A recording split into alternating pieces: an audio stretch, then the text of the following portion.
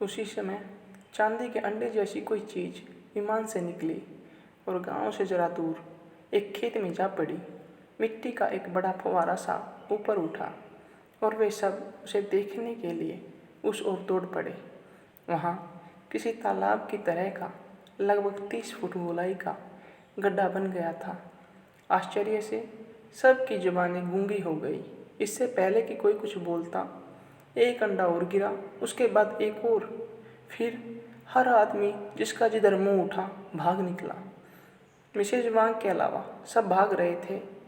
जब little pink की बीवी ने बाँह पकड़कर उसे अपने साथ घसीटना चाहा, तो उसने अपना हाथ छुड़ा लिया और जाकर पुस्तक के किनारे पर बैठ गई। मैं भाग नहीं सकती, मैं बोली। मैं 70 वर्ष के दौरान आज तक नहीं भागी। तुम चली जाओ।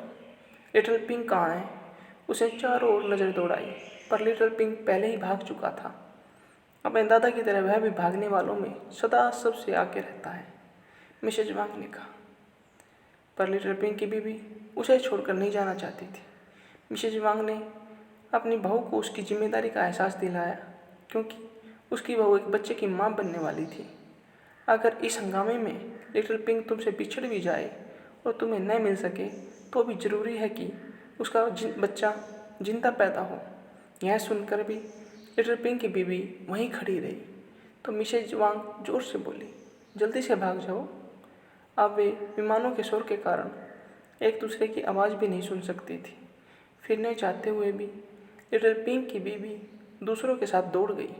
अब तक हालांकि केवल कुछ ही मिनट बीते थे, पर पूरा गांव खंडर बन चुका था। घास फूस की छतें और लकड़ी के बीम जल रहे थे। घरों में से हर व्यक्ति निकल निकल कर भाग रहा था, और जब कोई मिसेज वांग के पास से गुजरता तो चिल्लाकर उसे अपने साथ आने के लिए कहता, आ रही हूँ, आ रही हूँ। वह वहीं बैठी बैठी चिल्लाती, पर उसने अपनी जगह से हरकत भी नहीं की। वह अकेली चुपचाप बैठी अपने सामने असाधारण दृश्य देखती रही। अब न जाने कहाँ से कुछ अन्य विमान भी आ गए थे और पहले वाले विमानों पर हमला कर रहे थे। सूरज अब पकी हुई गेहूं की फसलों के ऊपर आ गया था और वे विमान एक दूसरे पर झपट झपट कर वार कर रहे थे। उसने सोचा कि जब यह लड़ाई खत्म हो जाए तो वह गांव में जाकर देखेगी कि क्या कुछ बाकी बच गया है। अब कहीं कहीं इक्का दुक्का दीवारें छतों का सहारा लिए खड़ी थी। यहाँ से उसे उसका घर नजर नहीं आ रहा था, पर यह दृश्य उसके लिए बिल्कुल ही अजनबी नहीं थे। एक बार उस गांव पर डाकुओं ने हमला कर दिया था और वह भी इसी प्रकार घरों को जलाकर गए थे, और अब दोबारा ऐसा ही हुआ था। जलते हुए मकान तो उसकी समझ में आ रहे थे, पर आकाश पर चांदी की तरह चमकते हुए विमानों की लड़ाई उसकी बुद्धि से परे थी। न जाने ये क्या चीज़ें थी और आकाश पर कैसे ठहरी हुई थी। वह वहाँ भूखी बैठी सोचती रही और देखती रही। मैं इनमें से किसी एक को निकट से देखूंगी, वह बड़बड़ाई, और दूसरे ही क्षण जैसे उसकी इच्छा पूरी हो गई। एक विमान लहराता हुआ बल खाता जमीन पर इस प्रकार आया जैसे वह बुरी तरह जख्मी हो।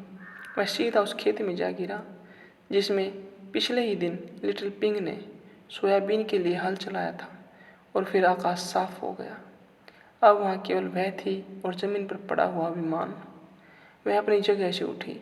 इस उम्र में उसे कभी किसी चीज़ से भयभीत होने की जरूरत नहीं थी। उसे निश्चय किया कि विमान को निकट जाकर देखना चाहिए। वह खेतों में से गुजरती हुई उस ओर बढ़ी। गांव के सन्नाटे में से 3 कुत्ते निकलकर उसके निकट आ गए और भय से सिकुड़ते हुए उसके साथ साथ चलने लगे।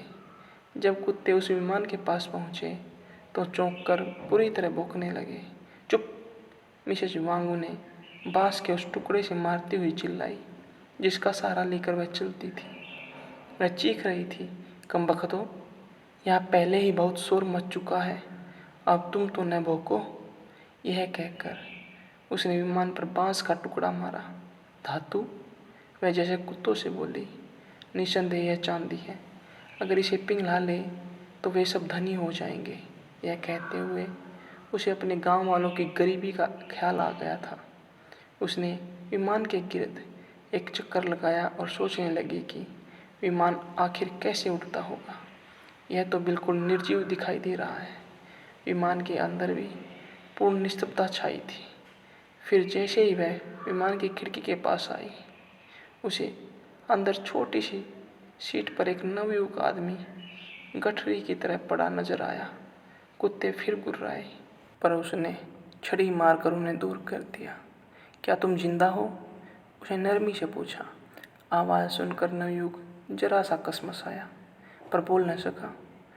उसने पास जाकर सुराख में झाँका। नवयुवक के पहलू से खून निकल रहा था। तुम जख्मी हो? वह इसमें से बोली, और वह नवयुवक की कलाई पकड़ी जो अभी तक गर्म थी, पर उसमें कोई हरकत नहीं थी। वह नवयुवक को गौर से देखने लगी। नवयुवक के बाल काले थे और त्वचा किसी चीनी की तरह पीली थी, पर वह चीनी नहीं था।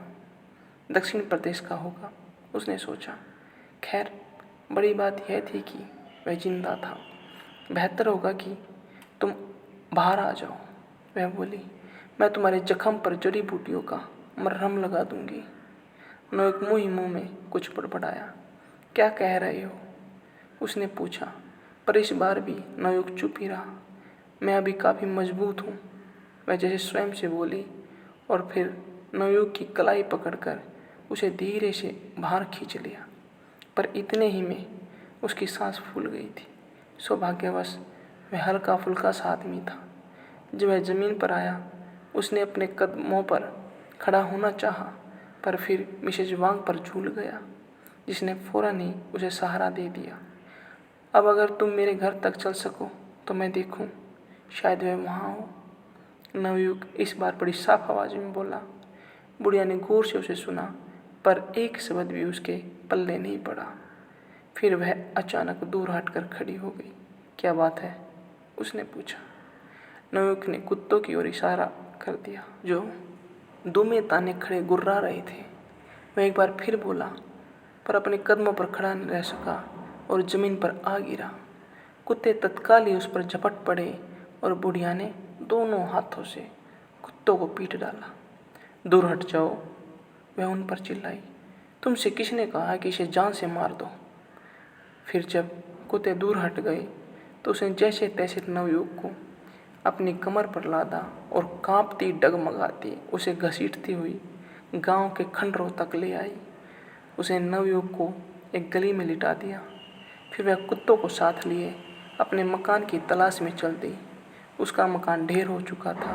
वह जगह उसे आसानी से मिल गई। यही उसका मकान था। पुश्ते में बने उस दरवाजे के सामने, जो पानी की निकासी के लिए बनाया गया था, जहाँ से वह सदा उस दरवाजे को देखती रहती थी। गेट चमत्कारिक रूप से सुरक्षित था और न ही पुश्ते का कुछ बिगड़ा था।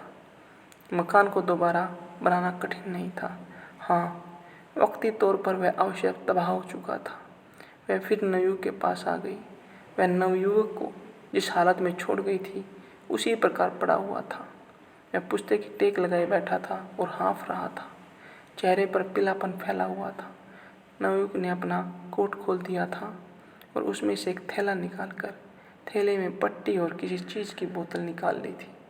जख्मी नवयुवक फिर कुछ बोला और फिर वह कुछ न समझ सकी। आखिर उसने इशारे से पानी मांगा।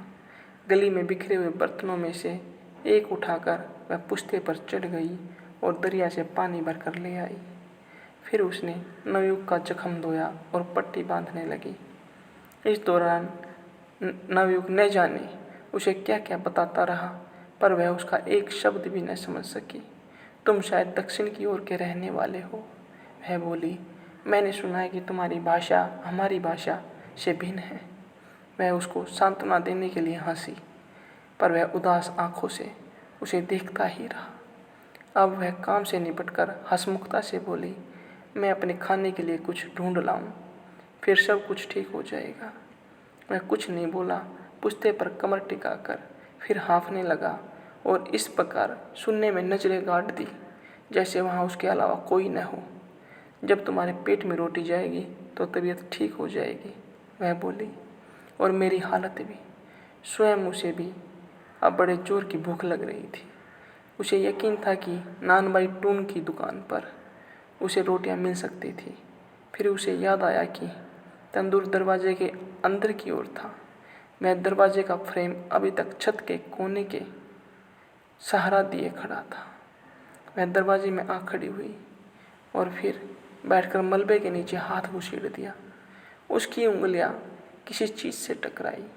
उसके अंदर आवश्यक गरम गरम रोटियां होंगी, उसने सोचा, और बड़ी होशियारी से अपना हाथ घुमाया।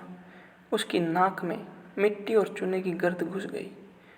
उसे देर अवश्य लगी, पर जैसा कि उसका ख्याल था, टोकरी में गर्म रोटियां मौजूद थी। उसने एक एक करके रोटियों के 4 रोल निकाल लिए। मुझ जैसी बूढ़ी औरत को मारना बड़ा मुश्किल है, वह बड़बड़ाई और मुस्कुराती। फिर एक रोल खाते हुए वापसी के लिए मुड़ गई। काश जरा सा लहसुन और चाय का एक प्याला मिल जाता, वह सोच रही थी। पर ऐसे समय में सारी चीज़ें कैसे मिल सकती थी। अचानक उसने कुछ आवाज़ें सुनी। जब वह पुश्ते के निकट पहुंची तो देखा कि कुछ सैनिक नवयुवक को घेरे हुए खड़े थे। न जाने वे कहाँ से आ गए थे। वे सब उस जख्मी नवयुवक को घूर रहे थे, जो आंखें बंद किए पड़ा था। तुम यह जापानी कहाँ से पकड़ लाई बूढ़ी माँ? उसे देखते ही वे चिल्लाई। कौन जापानी? वह उनके निकट आते ही बोली।